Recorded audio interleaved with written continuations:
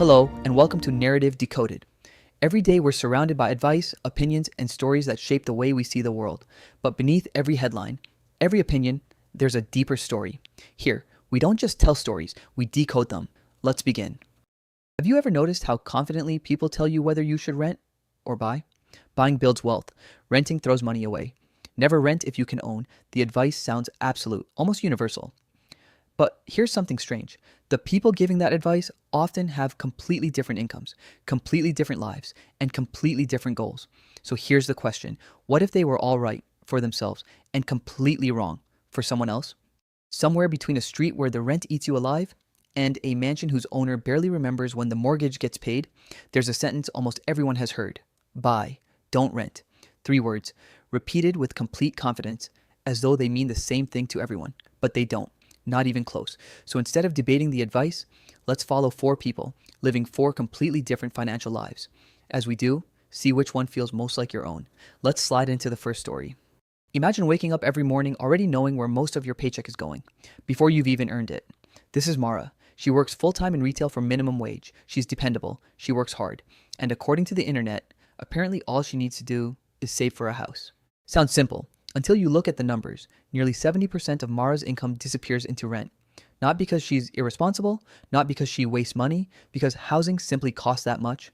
Now ask yourself, if 70% of your income vanished on the first day of every month, what would you actually have left? People love saying, just save for the down payment, as though it's hiding somewhere, waiting to be discovered, but you can't save money, that never reaches your bank account. If you've ever looked at your balance at the end of the month and wondered where it all went, Mara already knows the answer. Suppose Mara somehow saves $200 every month, no emergencies, no medical bills, no helping family, no unexpected expenses, just steady saving. It would still take years just to reach the starting line. And even renting isn't secure. One rent increase, one missed paycheck, one reduced work schedule.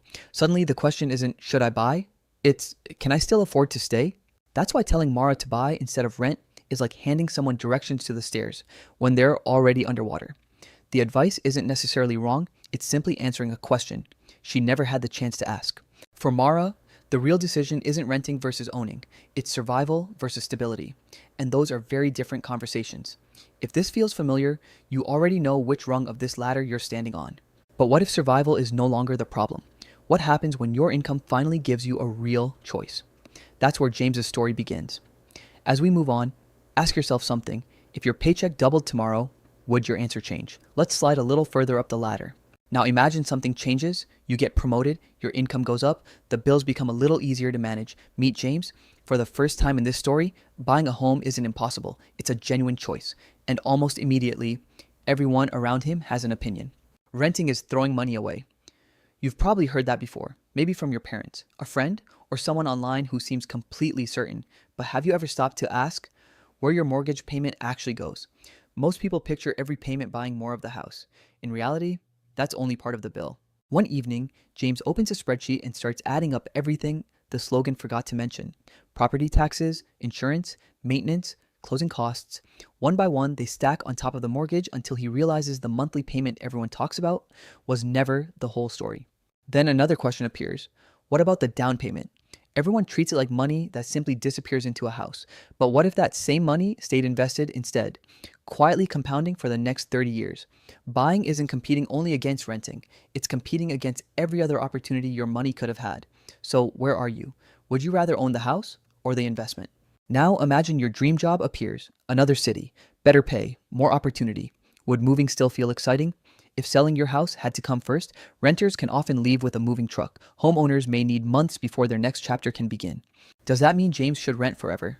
Not at all. Buying may still be the smartest decision he'll ever make. But notice how the question has changed. Mara asked, can I buy? James asks, should I buy? Which question sounds more like yours? Because the answer probably says more about your income than your opinion. Let's slide a little further up the ladder. Now imagine your career keeps climbing. The promotions keep coming. Your income grows. Meet Elena. She leads a major division at a company you've probably heard of. For her, buying a home stopped being only about having somewhere to live years ago. Today, it's another financial decision. Think about what a mortgage really allows Elena to do. Instead of paying $2 million in cash, she controls a $2 million asset with only a fraction of that amount upfront. That's leverage. The same idea businesses use every day. Borrow capital, put it to work, and let the asset grow over time. But leverage comes with trade-offs. Imagine your phone rings tomorrow. It's the opportunity you've worked toward for years, a leadership role in another city.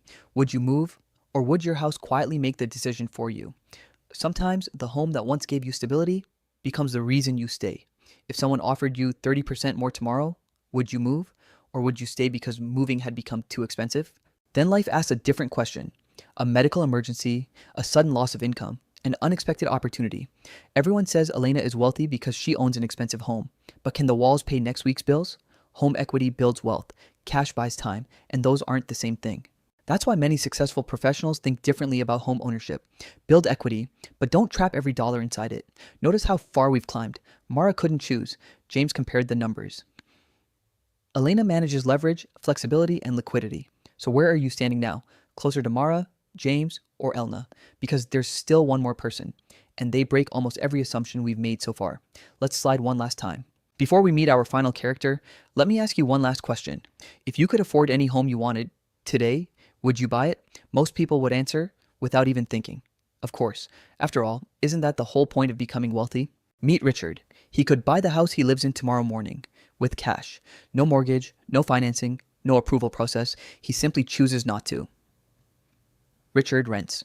That sounds backwards, until you realize Richard stopped thinking about houses the way most of us do years ago. To him, a home is a place to live. An investment is something else entirely. Those two jobs don't have to belong to the same building. Instead of locking millions of dollars into the place he sleeps, Richard keeps that capital working elsewhere. Apartment buildings, office towers, shopping centers, places that generate income instead of simply sitting beneath him. He owns plenty of real estate. He just doesn't sleep in it. Then there's freedom. If the city stops making sense, he leaves. No real estate agent, no staging, no months waiting for the right buyer. The lease ends. Life moves on. Sometimes flexibility is the most valuable luxury money can buy. Now think back to the beginning. Where are you on this ladder? Closer to Mara, James, Elena, or Richard? Because they were never answering the same question, only the same sentence. For Mara, buy. Don't rent sounded like survival advice. For James, it became a financial calculation. For Elena, it became a question of leverage, mobility, and liquidity. And for Richard, owning and living became two completely separate decisions. That's why this debate never seems to end. People aren't arguing over the same choice. They're arguing from different places on the ladder. The advice never changed. The person hearing it did, so the next time someone confidently tells you to buy or to rent, don't ask whether they're right. Ask, right for who? Because the smartest financial decision isn't the one that worked for someone else. It's the one that fits the life you're living today. The biggest mistake was never renting. It was never buying. It was believing everyone was answering the same question they never were. Thanks for spending these few minutes with me. If this documentary gave you a different way to think about money, I'd really appreciate your support. Give this video a like, subscribe to Narrative Decoded, and share it with someone who's wrestling with the same question. Every week, we unpack the ideas, systems, and assumptions that quietly shape our lives. Until next time, keep asking better questions, and let's decode the next story together.